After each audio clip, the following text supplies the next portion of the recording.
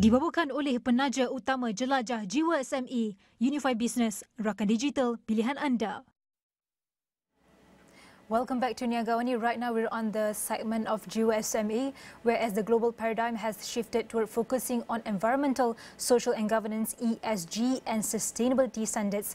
Asian countries have followed suit, contributing to the integration of sustainability in the policies and investments. Malaysia in particular, with its growing role as a rapidly expanding property market in Asia, has to remain steadfast in championing sustainability. And at the forefront of this movement is Hornbill Networks Consortium, Sdn Bhd, an innovative property development company based in Kuching, Sarawak, Malaysia, that has delivered first-rate homes and commercial properties for discerning buyers since 2020. So to discuss further on this is Hanizam Hashim, the Managing Director of Hornbill Networks Consortium. Good morning. Good morning, Cik Nabila. Thank you very much for this. All right, firstly, Hanizam, could you share on how do you perceive the current pace at which sustainability practices are being integrated into Malaysia's real estate industry if we were to compare to other Asian countries? The adoption rate for the sustainability practice here in Malaysia is actually quite being adopted rapidly, especially by the government and also by the private sectors. But I would say there are many challenges to actually getting into a head to make sure that the sustainability practices is actually adopted as per what is actually wanted by the government and also by the United Nations Sustainable Development Goals. And what do you think can be the key barriers that preventing the full adoption at this rate right now? At the moment right now, I can see from what we are getting into, based on our experience, is that it's actually through financials. One, there's not much support actually at the regional level. I wouldn't say that it's not happening here in KL or wherever else, but at the moment right now here in Sarawak, particular, some of the local offices, they don't quite understand on the ESG practices. So that's one of the key barriers at the regional level. But at the nationwide, I think based at the policy level, administered by our current Prime Minister, it's all okay. It's just that implementation part right now is actually quite lacking. You mentioned about financial sector. That's one part of the key challenges or barriers that preventing the full adoption. But given that the real estate sector contributes to 40% of global greenhouse gas emissions, what immediate challenges or what are the immediate challenges do property developers face in especially balancing sustainability, but at the same time its affordability, especially in Malaysia's growing market right now? Okay, thank you. That's a very good question, Cik Nabila, because the thing is that the real estate sector right now is actually undergoing a lot of major transformation changes right now. So because the building and the construction industry contributes to that much of the pollution in the whole worldwide. So what we have to do is that the private sectors like us is that we need to find alternative methods, processes, and also materials to actually replace some of the things that we are actually using. For example, like we're using a lot of rocks, cement, stones and all this, right? So we need to find alternatives for it. So hopefully with the circular economy that's actually being espoused right now, that can actually contribute to the whole situation. That can actually assist developers, builders like us to actually create more affordable homes in a sustainable method. Because at the moment right now, it's not that sustainable. You mentioned earlier about the awareness and also the financial support.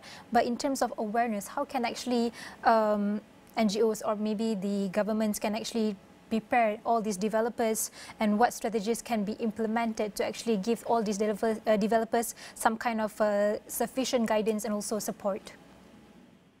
At the moment right now, what is being done by the Ministry of the Environment and also based from what is actually being informed by us, by most of the bankers, is that they're telling us they have green loans and all that.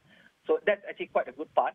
The market trend also suggests that a lot of the new, I would say the millennials and also the Generation Z, they are actually more concerned about the environment compared to the Generation X and all that.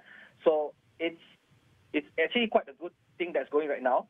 But I would say that probably we need to have more awareness in terms of the green loans that's actually being, I would say that's actually being promoted by the banks. Because not many people know that if you own a green home, that you can actually get a a 1%, 0.1% difference from the normal interest rate if they are buying their home. So, for example, if they are buying a home at a rate of about 3.8 now with a normal conventional rate, but if they are buying a green home, they can actually buy it at a 3.7. That's actually quite a substantial amount. If you're, let's say, you're buying a very the loan amount is actually quite big. And a recent study showed that Malaysian consumers are actually opting for green residential areas. So how is Hornbill Networks Consortium, a developer like Hanizam sendiri, can actually address this shift in consumer demand, and what innovative technologies are you leveraging to actually meet these expectations from buyers? Okay. We actually set up the company in 2019 to actually try to a bit innovate in terms of actually what the property development sector here in Kuching, Sarawak. So what we've done is that we actually trying to incorporate, we actually do the design process much more earlier to make sure that, whatever that we do is actually conform to the green and also sustainable methods. So for example, at the moment right now, we are already committed with Green RE. Green RE is a body, an independent body that's actually accredited by the banks, saying that, if let's say, if your homes are built in a sustainable manner, you are incorporating a lot of the design practice, like, for example, like solar panels and all that, they will actually they will certify us. So we are quite proud and happy to actually, one of the first few projects here in Sarawak that's actually, our homes are actually Green RE certified. That's one. Secondly is that what we are looking at in terms of the processes, what we've done is that we've actually looking at terms of trying to find materials that is actually like waste that can actually be incorporated into the building process. So to ensure that, we are always talking about sustainability, we are talking about circular economy, because that's what especially the Sarawak government is actually pushing through right now. So we're quite happy, but at the same time, there's a lot of major things that we need to do now to ensure that we actually on the right path. In your opinion, Hanizam, how do you think sustainability initiatives like we have future-proofing and also carbon-neutral spaces actually provide a competitive edge for property developers, particularly for emerging companies like yourself, Hornbill Networks Consortium? And how does this movement towards more sustainability houses can actually impact towards the prices? Okay, there's always because there are always financial implications to it, Chinabila, all right, in terms of actually building homes using in a sustainable manner. What we are looking at in terms of, for example, that what you've said about with carbon recording practices and all that, it's actually quite to do a study for doing this kind of research in terms of carbon zero elements and all that.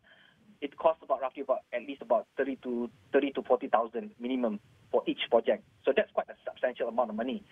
So what we've done is that we are actually doing in I would say a gradual manner. What we started is actually trying to collate our records and all that. So these are the type of things that we need to actually do in order for us to differentiate our projects against the rest of the other competitors. But at the same time, I can see that if you are the first mover advantage, there is a first mover advantage to all of this.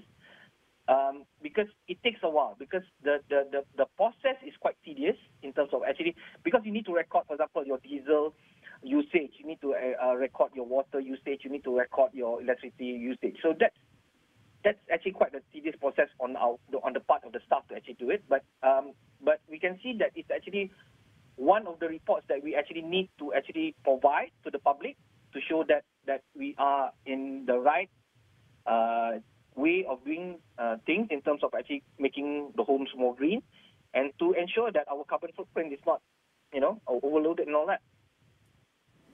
Mm-hmm. And we know that the current need to actually align with or meet the ESG goals right now are constantly increasing. So how can we ensure that it actually aligns with the triple bottom line, which is people, planet, profit, that aligns with the SDG, not ESG, but SDG goals as well? So in this project, especially when we can balance between sustainability and also affordability at the same time. Yeah, I totally agree, because that's one of the part of the thing that we actually, when we first started the company in 2019, to ensure that, for example, that we try to balance this particular people, planet, and profits together. Okay, so it's a bit of a challenge, but you need to actually be very focused and very certain in terms of what you want to do.